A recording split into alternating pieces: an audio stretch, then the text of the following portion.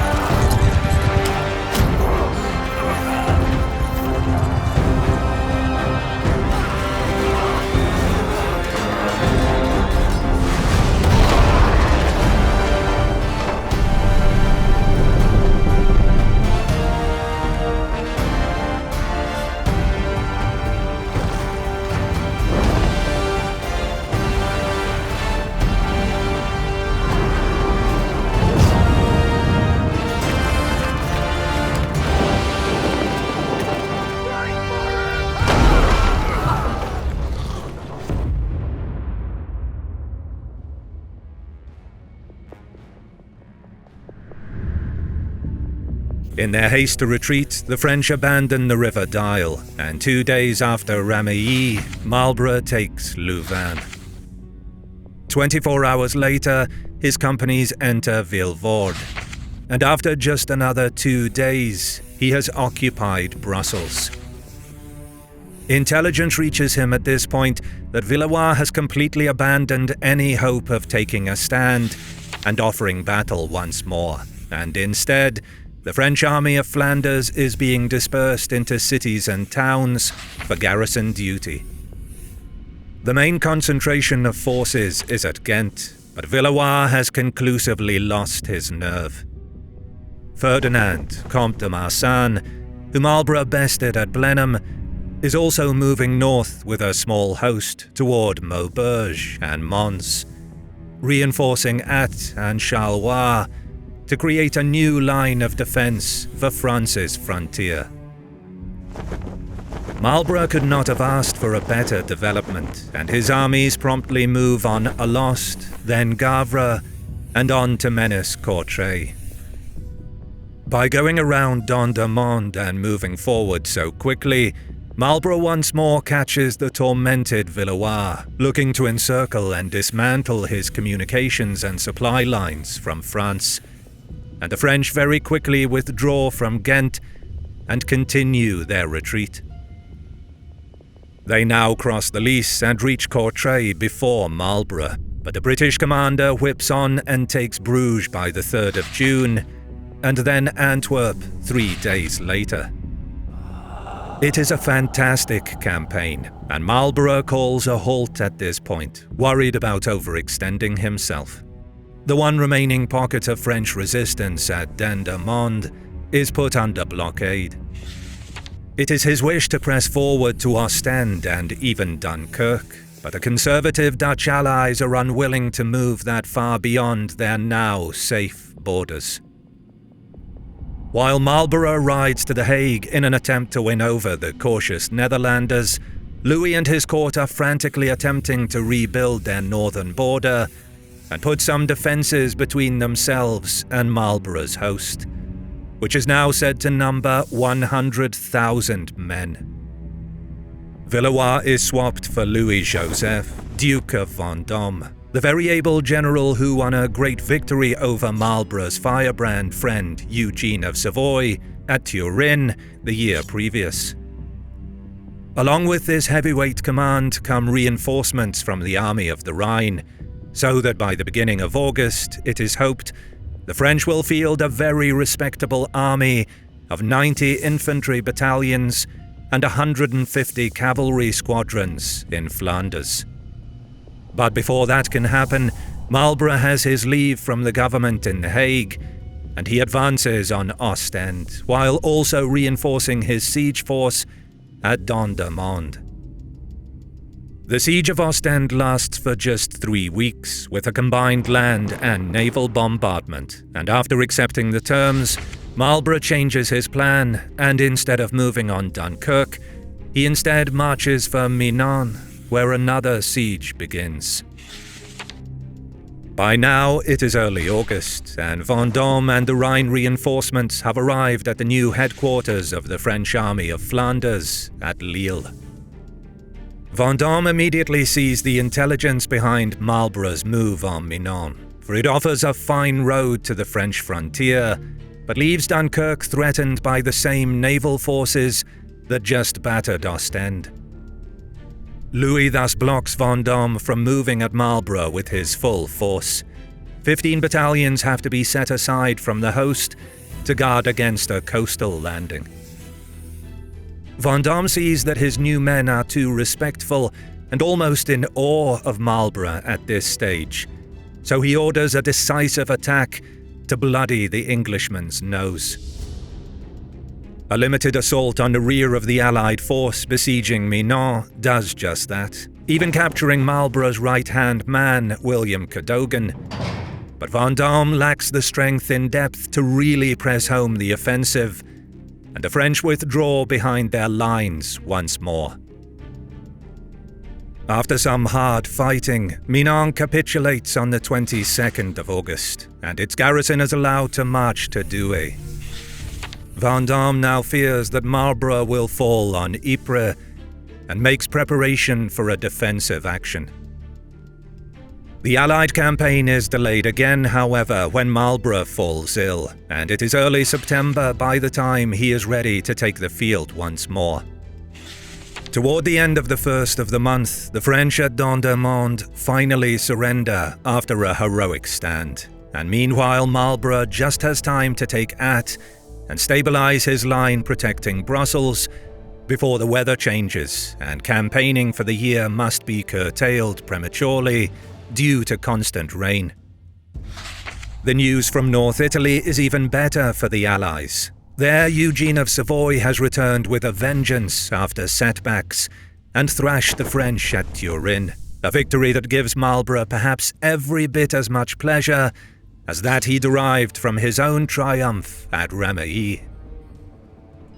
As the southern French withdraw and fall back from the Lombard plain, Marshal Villars and the French army of the Rhine are also paralyzed by the necessary transfers of large bodies of manpower north to reinforce the line against Marlborough's irresistible forces. But as Marlborough once more hands control of the wintering army to Auerkerk and heads off to drum up political support in various allied nations and Britain, those same allies begin to fall to squabbling. Marlborough's conquests and their administration are a matter of dispute between the governments of the Dutch Republic and the Habsburg Empire, and the British government adds to the bickering with a reluctance to hand over control of Ostend and Dendermonde. Unhappy with the attitudes of his fellow combatants, the Emperor Joseph gives leave for a unilateral arrangement with the French in northern Italy, whereby isolated French garrisons are allowed a peaceful withdrawal, thus freeing 20,000 enemy troops at a stroke. At the same time, the Emperor begins placing diplomatic pressure on the alliance's governments for material support in a bid to capture Naples, which would effectively extend Austrian control right down the Italian peninsula. This would necessitate the supply of at least 5,000 troops from the Dutch and English armies, as well as strong naval support. While these negotiations drag on, the German states of Hesse and Prussia add to the diplomatic tussling by forcefully attempting to pull their troops out of Italy. To their north, the Kingdom of Sweden is appearing to sit ominously close to Louis XIV's orbit in its ongoing war with Saxony, and its entry against the Allies would open another front that they could ill afford, even with the favourable current of the conflict.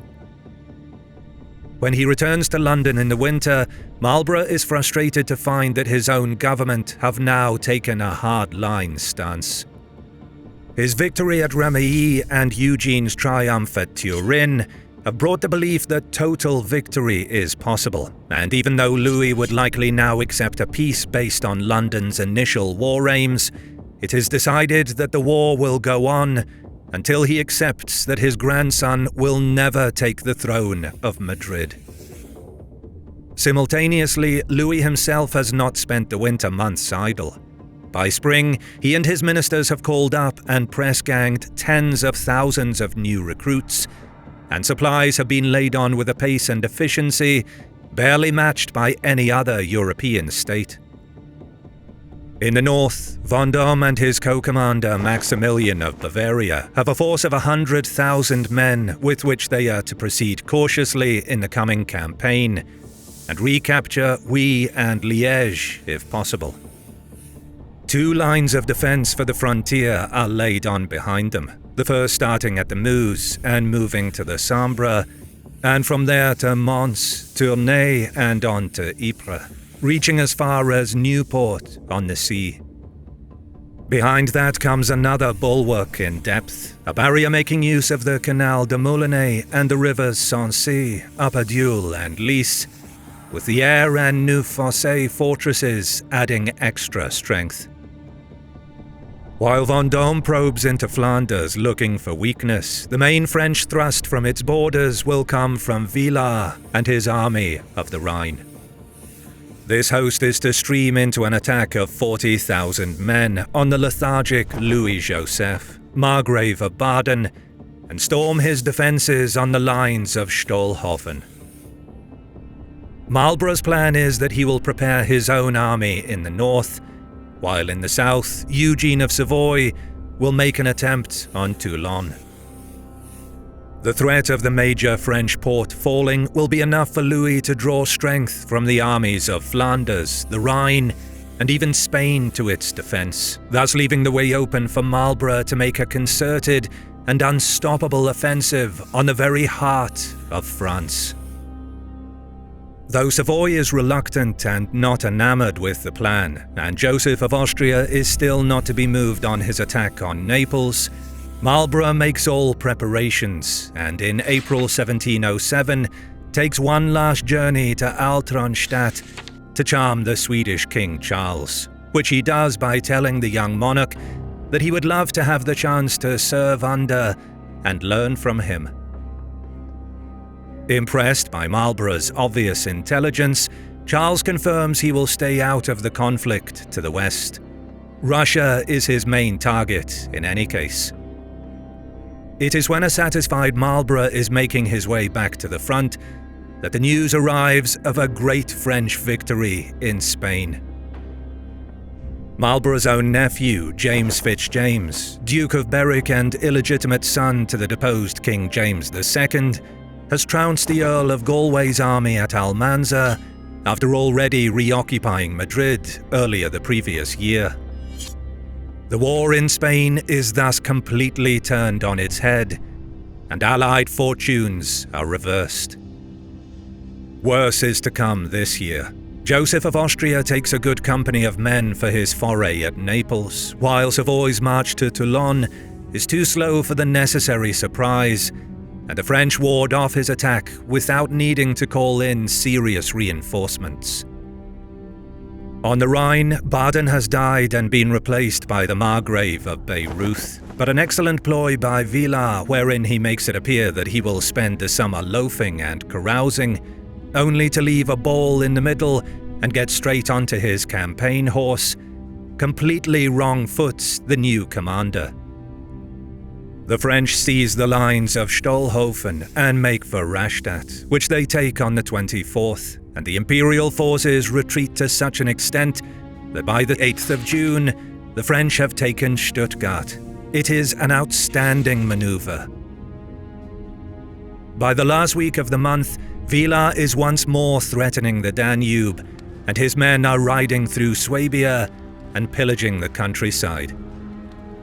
For Marlborough, this means that all of his work in the building to the titanic victory at Blenheim has been undone, and he must content himself for the rest of the year in manoeuvring against Vendôme and watching as more and more of his army is subordinated as reinforcement for other theatres.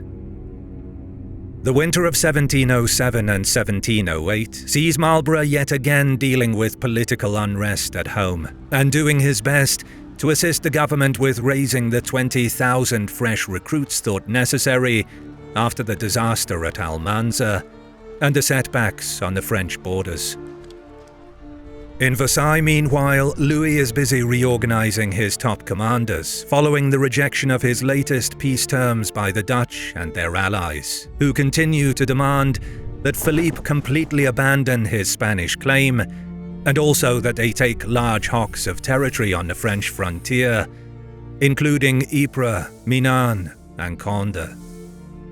Louis reshuffles his marshals and commanders, putting the Duke of Berwick and the Elector of Bavaria in command of the Rhine, with Villars being moved to southern Dauphiné region to keep a wary eye on Eugene.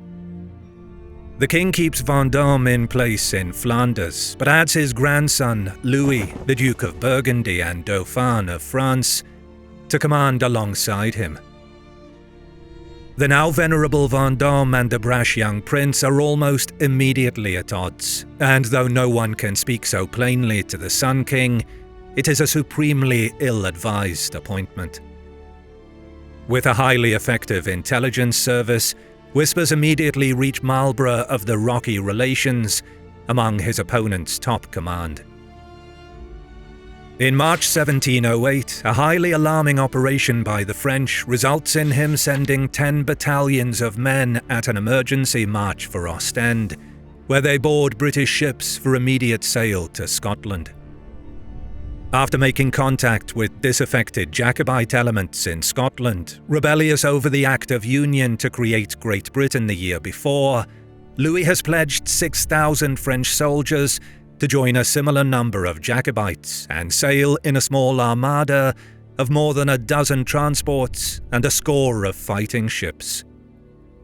The British, learning that the French will sail from Dunkirk, blockade the port, but bad weather scatters their net, and the French under the Comte de Gasse and the Comte de Vauban sail for the Firth of Forth. The two fleets race one another all the way to Scotland, causing near panic in London and a run on the banks, but bad weather again intercedes, and the French are unable to make a landing. They sail home, seemingly unaccosted by the British, and the invasion comes to nothing. With his battalions returned, Marlborough sets out his strategy for the coming campaign.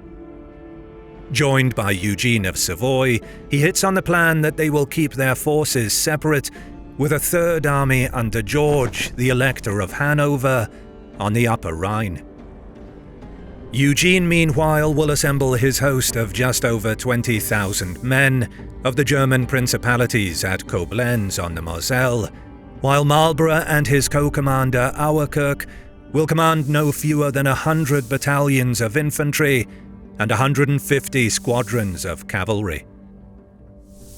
On the opposite side, Vendôme and Burgundy are aiming to assemble 131 battalions and 216 squadrons.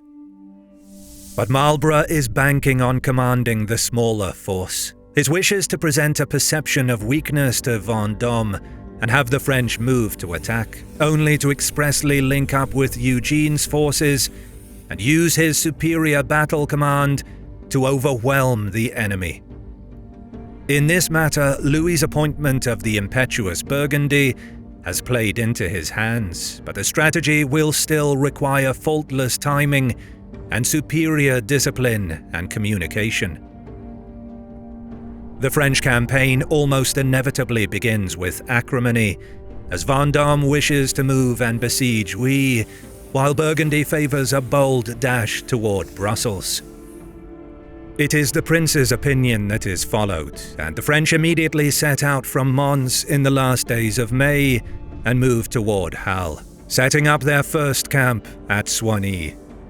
Marlborough immediately moves into Hal himself, and the Royal Army turn out of his path toward Braine-l'Alleud, intending to invest Louvain. But again, Marlborough beats them to the punch and marches through Brussels to arrive south of Louvain on the 3rd of June. For the next weeks, the two sides stare at one another, while Vendôme and Burgundy write to Versailles and look to consult Louis for advice. In the meantime, Berwick has arrived at Saarbrücken with the intention of looming over Eugene's back and waiting for his force to make a move. Back in the French camp, another audacious scheme is in the offing. After learning of serious disaffection with the Allied Anglo-Dutch occupation in the Flemish cities of Ghent and Bruges, it is decided that an attempt will be made to seize them. On the 4th of July, a French advance guard, working under the ruse that it is a large foraging party, moves west to Ninove. The main army follows in the night, while Marlborough's force breaks their own camp and marches to Anderlecht. After entering the village of Alost along with Ninove, two flying columns suddenly burst out of the advance guard in the early hours of the 5th, making straight for Ghent and Bruges. There they take the garrisons completely by surprise and make contact with the dissidents within the cities. Both cities are quickly secured, and after weeks of inaction, a huge area of territory has now been taken, and the Scheldt River is in French hands. Just a single fortified settlement on its banks remains in Allied hands, Oudenaarde, and if the French manage to take it, Marlborough's entire host will be cut off from its vital communications with the coast and England. Once more, the enmity at the top of the French army of Flanders comes to the fore, and likely stops it outright. Vendôme presses for urgency in taking Oudenaarde, while Burgundy wishes only to send a holding force and make for Minard and put it under siege. Eventually, they must appeal to Versailles, and Louis comes down for Burgundy. Marlborough uses the time to send 700 men to occupy Oudenaarde, and then begins a forced march on Lessines with his main force. Arriving at Herfellingen on the 9th, Marlborough and Eugene finally come face to face, enlivening Marlborough, who has felt the recent setbacks keenly, though Savoy has arrived without his main host, which is close to Brussels, while Berwick is pursuing him and entering the vicinity of Namur. Nevertheless, Marlborough's speed is remarkable. His vanguard under Cadogan reaches Lessines well ahead of the French, which forces Vendôme and Burgundy to pull back and march for Gavre, also abandoning their blockade of Oudenaarde. They remain under the impression that Marlborough's main army is perhaps 2 to 3 days' march away, when in fact Marlborough has had his men break camp at 2 o'clock in the morning and follow Cadogan. By the early hours of the 11th of July, Marlborough is just over a dozen miles southeast of Oudenaarde, while the French are 6 miles to the north, and he decides to make a concerted effort to not only halt their advance, but engage them in his longed-for battle. This will necessitate crossing the Scheldt, and the ever-dependable Cadogan is sent ahead with another advance force of more than 15 battalions, 8 cavalry squadrons, and 32 regimental guns. These are to guard the engineers in building their pontoons for the main crossing north of the town. By a little after 10, Cadogan has spotted French foraging parties in the distance and set to work completing the bridgehead. He sends word to Marlborough that the French have been making their own crossing of the river at Gavre for 2 hours, but without much urgency. Hearing this, Marlborough immediately sets off with the greater part of his ready host, sending back orders to the disparate elements to move forward in haste. He arrives on the battlefield at Cadogan's position with Eugene just after noon. It is with no little alarm that the French advance units under General Byron near the village of Aisne come into contact with Prussian cavalry of Marlborough's vanguard and realize that the Allied army is in the vicinity. Vendôme and Burgundy, who have been arguing back and forth over the proposition of a battle, heading down toward Oudenaarde, now realize that they have no choice but to face Marlborough in the field. Vendôme, who had favoured fighting in any case, is astounded that Marlborough has managed to traverse 50 miles of territory in just 2.5 days. With both armies still forming late in the afternoon, he orders Byron to immediately attack Cadogan's force, with reinforcements from the main host. Destroying the bridgehead will block Marlborough from deploying, and the French will hold Oudenaarde without any issue. Any force Marlborough attempts to send in the aftermath will be destroyed on the banks of the Scheldt. Byron, however, is outnumbered by Cadogan, and his reinforcements do not arrive. The French Chief of Staff, Lieutenant General Puissegur, is of the opinion that the ground is not suitable for an attack and convinces Vendôme to hold off. With these delays, Vendôme's message to Byron to pull back to his own position below the heights of Heisse is slow in coming, and Cadogan is able to launch a sudden attack on the French vanguard in numbers and scatter or destroy 4 battalions of Swiss near Aisne, and push the same number as well as Byron's cavalry back across the River Norken. It is on the far side of this waterway that Burgundy orders the main French force to deploy as it arrives on the field, its companies forming on an irregular east-west ridge. 3 villages, Vannegem, Leda and Huis, line this ridge, and Oudenaarde is about 3 miles to their south. Cadogan's growing force is clearly visible between it and them, and it is clear that Marlborough's units are moving at a very rapid pace. The French-led forces already on the field easily outnumber those of the Allies, and Cadogan's actions have convinced Burgundy that it is now necessary to attack forthwith. Burgundy sends the order to Vendôme, who now opposes an attack as the time is now well into the afternoon, and he believes they have missed their chance. He favours holding position and fighting the next day, when their numerical advantage will still be intact. Once more, the prince overrules the old general, and the French right wing begins to move forward over the Norken and toward Cadogan's forces. The ground around the stream is indeed soggy, and the terrain itself riven with ditches and hedgerows, ground not conducive either to cavalry or organised attacks en masse. The 2 armies are also bereft of the greater part of the artillery, as they are both still rushing to the field as the fighting goes on, and the heavy guns have been left on the roads behind. Vendôme marches with his men, scorning his advanced age and carrying a half-pike in his hand. Marlborough has managed to bring up 1 battery of guns to place before Cadogan's position, and they manage some rounds before the French infantry crashes into the main Allied position. It is a terrific and violent battle, with musket round and hand-to-hand melees taking place across the field. Vendôme spots that Cadogan's right is covered only with some isolated Prussian and Hanoverian horse, largely immobile due to the terrain, and he sends back frantic word to Burgundy to send out the French left wing. With these companies advancing on one side and Vendôme on the other, the Allied line will be compacted into the state of fish in a barrel. But once more, Lieutenant General Puissegur intercedes with his opinion on terrain, and tells the prince that there is a morass in front of the left wing, and any advance will be impossible.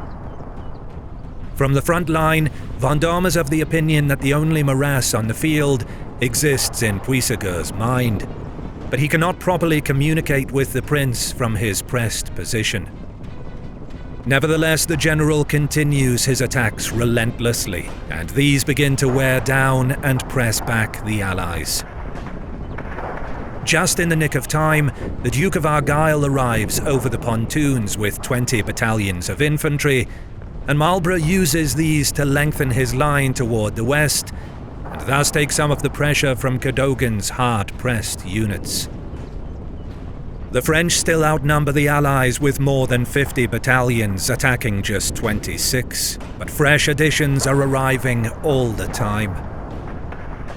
It is now past 6 o'clock in the evening, and despite the fury and determination of Vendôme and the elite Maison de Rais cavalry units, which are looking for revenge after their defeat at Ramillies, the Allied line is holding. Marlborough, with Eugene acting as his aide-de-camp and flying on horseback from one portion of the field to the other, begins a masterful stroke. Having sent Auerkerk through Oudenaarde itself with his Dutch infantry and cavalry, he now sends the order to them to prepare an attack on the enemy's rear. Next, he puts Eugene in command of the right wing and sends any remaining reinforcements to fortify its numbers. Added to this, he moves 20 battalions of infantry and 17 cavalry squadrons from his centre out to give the right wing yet more strength. But critically, he orders that their colours and standards remain in place, so that the transfer is invisible to the enemy. With himself on a ridge on the left side of his centre, and Auerkerk on the far left of the same ground, steadily moving into position on the road from Oudenaarde, all is ready. At about 7 o'clock, with the sun dipping precipitously in the west, he sends word for Auerkerk to begin the flanking attack. The Dutch commander leads his men on a furious charge, and they crash into the French right wing, the Maison de Rais attempting to form a new line of defence, but in their exhaustion being swept aside. As if the impact of this numerous and fresh force were not enough, both Marlborough and Eugene press forward in a new assault through the centre and Allied right, and catch the French lines in a terrific crossfire. Now attacked on 3 sides at once, and their prince seemingly unable to command in his shock, the French begin to fall back, but for most, they are too late. Marlborough has caught them like rabbits in a sack, and there is no escape. Auerkerk and Eugene's companies run so deep into the ground behind the enemy that some of their bullets actually begin to graze each other. Vendôme manages to get away and link up with the still unmoved French left wing, finally finding the Prince Burgundy in the vicinity of Huys. Louis prevails on Vendôme to order a general retreat, but the veteran is even now determined to fight on, railing that they should dig in and fight Marlborough again the next day. Once more, the Dauphin gets his way, and the remnants of another fine French army march in the dark for Ghent. For Marlborough, there is no nighttime pursuit this time. By 9 o'clock, the fighting has finished, and the field is his. It is impossible to know how many of the two armies' combined 160,000 men made it onto the battlefield, but as the rain starts to fall on the exhausted Allies, who curl up and sleep in the open, fully 9,000 French and Confederate officers are taken prisoner, including 800 officers, and the combined dead, captured and deserted will reach 20,000. A quarter of Vendôme's formerly superb army. No fewer than 40 French battalions simply do not exist anymore. It is another startling and impactful victory for Marlborough and Eugene, and yet again they can toast their success even through the exhaustion. Perhaps now the road to Paris is open. I appreciate you being here for the video. Please give that subscribe button a gentle medieval slap and tickle the like button to appease the almighty algorithm. It will help out the channel greatly. Cheers.